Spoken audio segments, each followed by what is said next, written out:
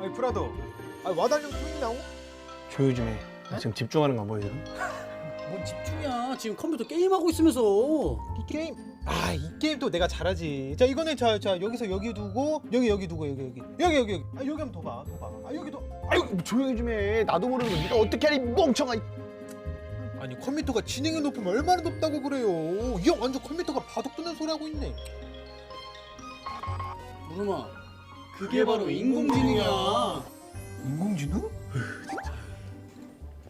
바야흐로 상상력과 소프트웨어로 무장한 과학은 첨단 기술의 발전을 넘어 인간을 비롯한 자연의 영역까지 대체하는 시대를 열었습니다. 우리의 지능으로만 여겼던 학습, 사고, 지각 능력을 컴퓨터 프로그램인 인공지능이 실현하는 시대가 되었고, 우주에서는 명실상부 인공위성이 전 세계의 눈과 귀의 역할을 수행하고 있죠. 뿐만 아니라 우리는 이미 생활 곳곳에서 인공이라는 이름 하에 보다 편리하고 획기적인 신기술을 생각보다 자주 그리고 쉽게 접하고 있습니다. 재밌네.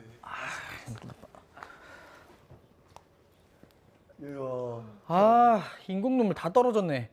눈 뻑뻑해 죽겠는데. 인공눈물 다 떨어졌어? 예. 그럼 이물 넣어. 뭐야, 장난해요? 눈에 생수를 어떻게 넣어요? 아이고 이 물 마서 날아가지고. 막내이 제가 양보할게요. 자 이거 보리차 눈에 넣어. 진짜 멍청이들 아니야, 멍청이들. 인공 눈물 몰라요? 인공 눈물. 이거 내가 진짜 방금 산 거거든. 이거 넣으면은 싹 좋아져. 뭐 하는 거야?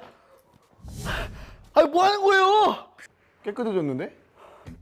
인공 눈물은 성분이나 형태에 따라 다양하게 나뉘지만 일반적으로 수분을 공급하는 용도 그리고 때에 따라서는 치료의 목적으로도 쓰입니다. 인체의 눈물은 약 알칼리성의 액체로서 98%가량 물로 이루어져 있고요. 이 밖에도 소량의 단백질, 염화 나트륨, 지방 등이 포함되어 있어 짭짤한 맛을 느낄 수 있죠. 인공 눈물은 시중에 판매되고 있는 제품만 수백 가지에 달하지만 대표적 성분에 따라 3가지 정도로 구분할 수 있는데요. 제1세대 인공 눈물로 불리는 카복시 메틸셀룰로스는 물에 녹으면 끈적끈적한 액체가 되는 섬유소의 일종으로 곰팡이 방지와 세척 효과가 있어 의약품, 화장품, 식품 공업용에서 활발히 사용되고 있는데요. 눈에 넣으면 눈물의 증발을 감소시키고 수분을 끌어들여 눈물층을 두텁게 하는 작용을 한답니다. 인공 눈물로서 가장 보편적으로 사용하는 성분 히알루론산입니다. 히알루론산은 눈물 점액층의 주성분이자 친수성 물질로서 자체 무게의 1000배에 달하는 물을 함유할 수 있고요. 더불어 점도가 높아 안구 표면을 오랫동안 촉촉하게 유지하고 보호하는 작용을 하죠. 그리고 차세대 인공눈물 성분으로 주목받고 있는 트레할로스 성분은 뜨거운 사막에서 완전히 마른 상태에서도 물을 가하면 금세 살아나는 부활초와 선인장 등에 다량 존재하는 자연 성분인데요. 식품 첨가물로도 사용하고 있으며 각막의 상처 치유와 세포 재생을 촉진한다고 하네요. 그럼 만약 인공 눈물이 없다고 이 무식한 사람들처럼 생수를 눈에 막 넣으면 그러면 과연 무슨 일이 벌어질지 안습이다 정말. 선생님 좀 알려주세요. 일단 우리 인공 눈물은 우리 눈의 삼투압이나 산성도 그리고 다른 전해질 같은 성분을 비슷하게 맞춰놓은 제제이기 때문에 수돗물이나 그 증류수 같은 깨끗이 소독된 물이라고 해도 우리가 일반적인 대장균이나 수돗물에는 가시, 아메바 같은 기생충 같은 게 살고 있기 때문에 자주 사용하면 오히려 눈 건강을 해칠 수가 있습니다. 맹물은 눈물로서의 역할을 대신할 수 없다는 사실 이제 알았죠? 갈증나, 목마르다. 저도 뭔가 시원한 거 마시고 싶다. 얘들아, 뭐야? 내가 음료수 사왔지. 그럼 나는 요즘 다이어트 하니까 0 칼로리 음료. 너는 자 이거. 그럼 나는 딸기 우유. 그리고 너는 이거. 자 이거. 잠깐만. 형 그거 좀 줘봐요. 딸기 우유. 줘봐. 형들, 이 음료들의 공통점이 있어요. 보니까. 당연히 있지. 뭔데요? 맛있다. 다 맛있지. 내가 썼는데. 인공 향미라고 막 이렇게 적혀 있는데? 이거 뭐 딸기 향, 뭐 오렌지 향 이렇게 적혀 있잖아요. 그렇죠? 그럼 인공 향미는 도대체 뭘까요? 글쎄. 인공 향미의 위력을 확인해 보기 위해 오늘도 거리로 나가봤습니다. 노란색의 우유 대 분홍색의 우유? 과연 이 안에 숨은 비밀은? 왕눈이 오빠야가 처음 맛본 것은 분홍색의 누가 봐도 딸기 우유. 다음으로 노란색의 우유를 마셨죠? 그렇다면 딸기 우유는 몇 번? 2번이 딸기. 안대를 거꾸로 쓴 언니의 선택은? 과연 이 바나나 우유예요? 하나, 둘, 셋. 뭐야? 뭐야? 그러니까 색소랑 향신료를 따로 넣은 거죠. 약간. 어떻게 설명 좀 쉽게 해주세요. 바나나 맛 우유는 노란색인데 네. 원래 바나나는 하얀 건데 그 옛날에 이미가 광고했던 그 바나나 우유는 색소를 넣어서 약간 바나나 껍질 맛을 해서 대중들한테 바나나 우유니까 노란색이지라는 식으로 해서 색소를 따로 넣은 거죠. 향신료는 따로 하지 않고. 그러니까 무슨 말씀을 하시고 싶으신 건가요? 그래서요. 네. 대중들은 네. 색깔만 보고 맛을 판단하지 말라. 자, 이번엔 개코 시스템을 작동시켜 보겠습니다. 여기엔 과즙이 얼마나 들어있을까요? 한 70%고 한 20%? 70%요? 네. 복숭아를 담아버렸네요. 약간 13%. 복숭아와 수박 주스에는 과즙이 전혀 함유되어 있지 않습니다. 방향제? 방향제? 방향제인데요? 디퓨저. 우리는 생활 속에서 생각보다 많은 인공 향료를 접하고 있습니다. 매력적인 향을 내뿜는 향수와 다양한 목욕용품, 차량과 사무실에 놓인 디퓨저, 새콤달콤한 과일 주스와 아이스크림에도 인공 향료가 첨가돼 있죠. 이렇듯 향료는 크게 식품에 주로 들어가는 식향과 생활용품에 들어가는 방향으로 나뉘며 천연물이 아닌 합성 향료의 원료는 다름 아닌 석유라는 사실.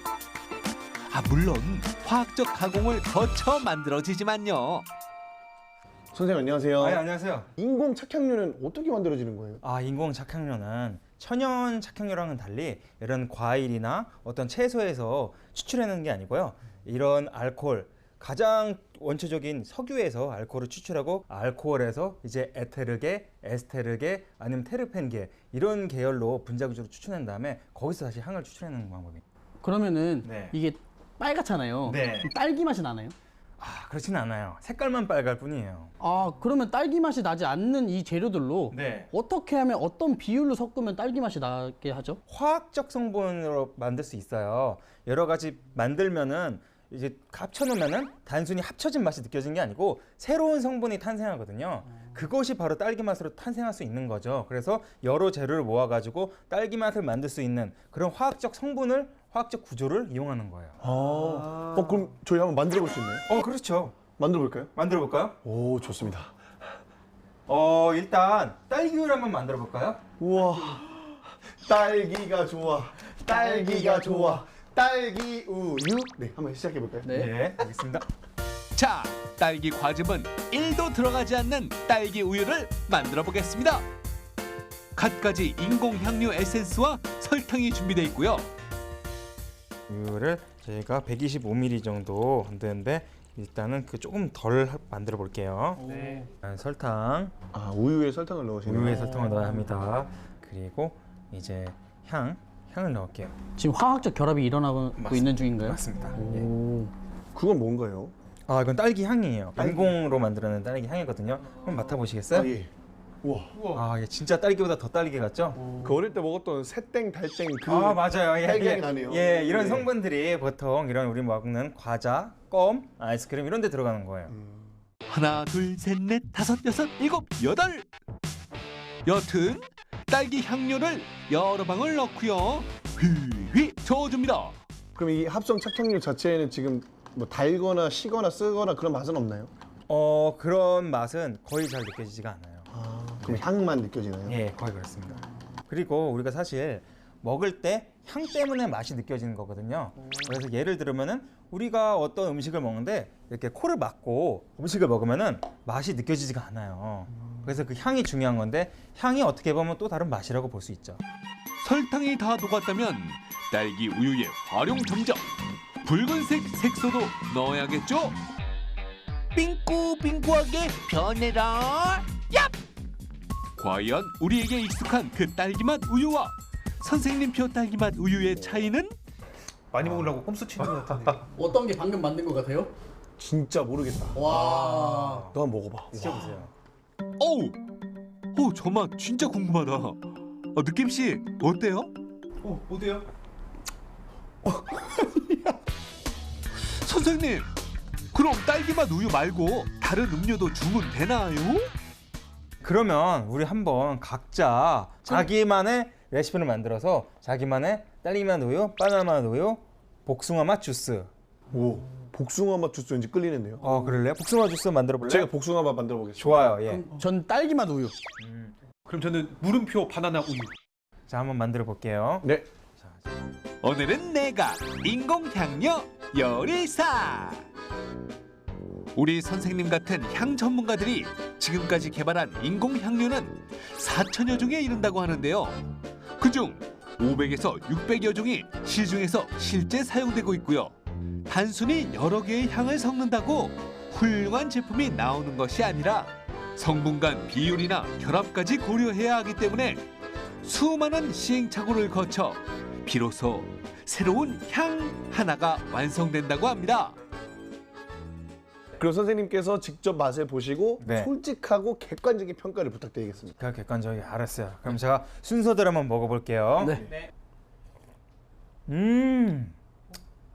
굉장히 잘 만들었어요. 달지도 않고 밍밍하지도 않고 딸기 맛과 설탕이 굉장히 잘 배합됐어요. 좋은 밸런스를 갖춘 딸기 우유예요. 야, 감사합니다. 예. 자, 그럼 이제 천도복숭아. 그건 어디까지나 제 음료를 안 드셨을 때나 얘기하는 겁니다. 진짜요? 예. 색깔이 딸기 우유, 딸기 주스 같은데. 천도복숭아예요? 뜨거우니까 조심하세요. 천도요? 다시. 살짝 리액션이 약간 못 미치시는데요? 뭔가 지금 착향료가 조금 모자라서 이렇게 뭔가 풍부한 향이 나진 않아요. 그 향을 조금 더 넣으면은 아마 자연스러운 천도복숭아 향 주스가 완성될 거예요. 걸작인데. 네. 자, 두 번째. 제가 정성을 기울여서 정성은 녹즙. 땀. 역시. 거의 완벽한 바나나 주스를 따라 했어요. 다만 설탕이 이제 조금 많이 들어가서 설탕을 별로 이제 싱겁게 먹는 사람한테는 조금 약간 그럴 것 같아서 일단은 괜찮아요. 선생님이 다 만들어주신 착향료에 스포이드만 담가놓고 100점짜리 음료를 못 만든다? 에이, 그냥 난 사 먹을란다. 그러면은 그 시중에 파는 이렇게 인공 착향료가 들어간 식품들을 좀 안전하게 먹으려면 어떻게 먹는 게 좋을까요? 이렇게 합성 착향료랑 색소가 들어있는 음식이 지장 없다, 아니면 나쁘다 이런 의견들이 있는데요. 사실 성분 표시에 따라 개인 건강에 따라 그렇게 선택하는 게 맞을 것 같아요. 선생님 말씀을 들어보고 나니까 성분표를 보고 먹어야 될 필요가 있겠네요. 이게 바로 과학의 맛인 것 같아요. 그럼 저희가 만든 음료로 짠 한번 해볼까요? 좋아. 하나, 둘, 셋. 짠!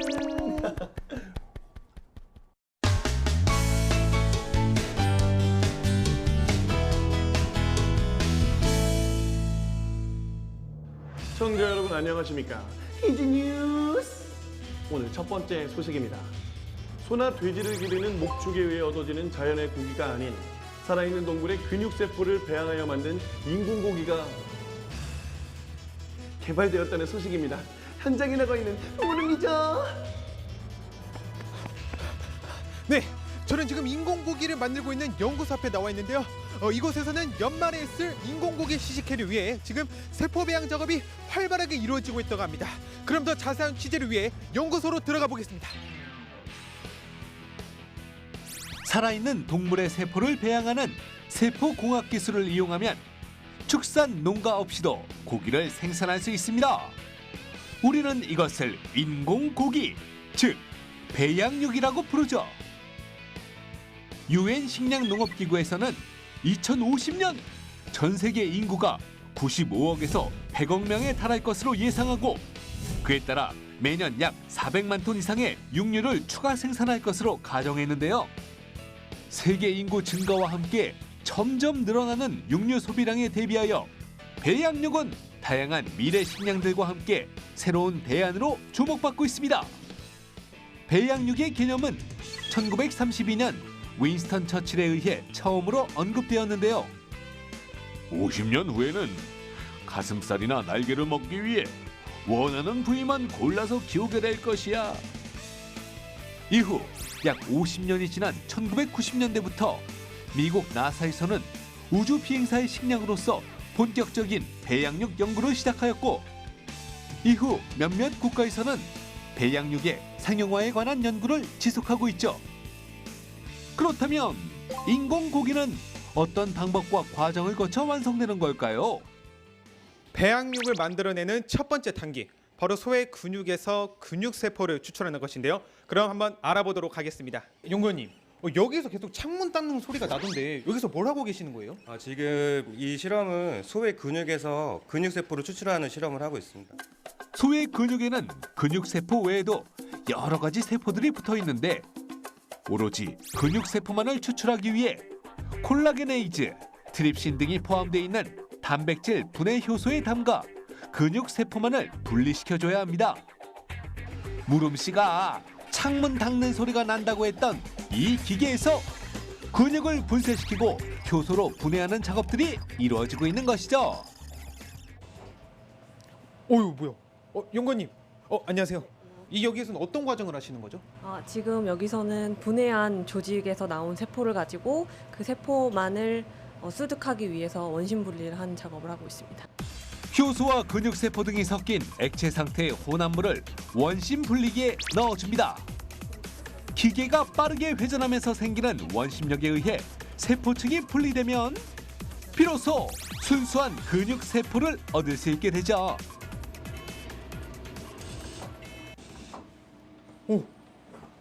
작업이 끝난 건가요? 네, 끝났습니다. 이 하얀 부분이 세포인데 이 세포가 약 100만 개 정도 들어있는 상태입니다. 100만 개나요? 그런데 위에 떠있는 빨간색 부분은 뭘까요? 이것이 바로 효소에 의해 분해된 지방과 찌꺼기라고 하는데요. 그러면 다음 과정은 뭐죠? 다음 과정은 이 세포를 이용해서 이 세포를 좀 더 많이 증식시키는 과정이 남아 있습니다. 세포가 무럭무럭 성장하려면 근육세포에 영양분을 공급해 주어야 합니다. 배지에는 탄수화물, 단백질, 지방, 그리고 비타민까지 세포 성장에 필요한 모든 영양소가 포함되어 있죠. 즉, 세포들의 먹이라고 할 수 있습니다. 이제 원심 분리 후 가라앉은 근육세포와 영양분이 가득한 배지를 잘 섞어주면 세포 증식에 필요한 준비 과정을 마쳤다고 할 수 있죠. 이제 세포가 잘 성장할 수 있도록 온습도와 이산화탄소 농도가 일정하게 유지되는 인큐베이터 안에 넣어줍니다. 온도는 사람과 같은 37도를 유지하는군요. 이산화탄소의 농도는 5%. 세포가 가장 좋아하는 환경이라고 하는데요. 이 과정에서 세포는 분열을 시작하고 2, 3일이면 플레이트에 꽉 차게 번식할 수 있다고 합니다. 네, 드디어 이 근육세포를 현미경으로 관찰할 수 있다고 하는데 굉장히 기대가 됩니다. 한번 보도록 할게요. 방금 추출한 세포와 일정 기간 배지 속 영양분을 먹으면서 무럭무럭 자라난 세포. 과연 얼마나 큰 변화가 있을지. 오호! 근육세포의 개수가 늘어난 것을 확인할 수 있을 뿐 아니라 고기가 되기 위해 근육세포들이 서로 뭉쳐 근섬유의 형태로 바뀐 것도 확인할 수 있습니다. 지금은 근육줄기 세포를 채취를 해서 근육을 이제 세포를 증식시켜서 근육을 만드는 거예요. 그러다 보니까 거기는 아직 지방도 없고 다른 그 탄수화물이라든가 혹은 아까 말씀 피라든가 이런 게 들어가 있질 않아요. 아마 앞으로 이 기술이 진전이 되면은 이제 지방 세포도 같이 기르고 피 세포도 같이 기르고 해서 같은 한 가지 그 세포 내에 혼합된 그런 게 나오겠죠.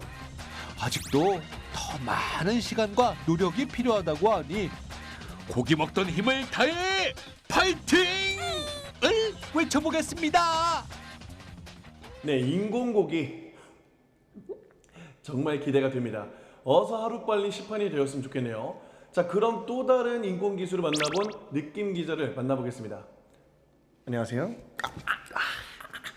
조윤우 씨? 안녕하세요. 느낌 기자는 어떤 기술을 만나보고 왔죠? 저는 신체의 일부를 닮은 인공 물질을 만나보고 왔는데요. 신체 일부요? 네. 이쁜 짓. 뭐 하시는 거예요? 뭐 하긴요. 꼬집! 뭐 하시는 거예요? 아프죠? 그럼요. 바로 그거예요. 통증을 느끼는 인공 피부. 어? 자, 지금 저는 이렇게 통증을 감지할 수 있는 인공 피부를 만드는 곳을 찾았는데요. 그럼 함께 들어가 볼까요?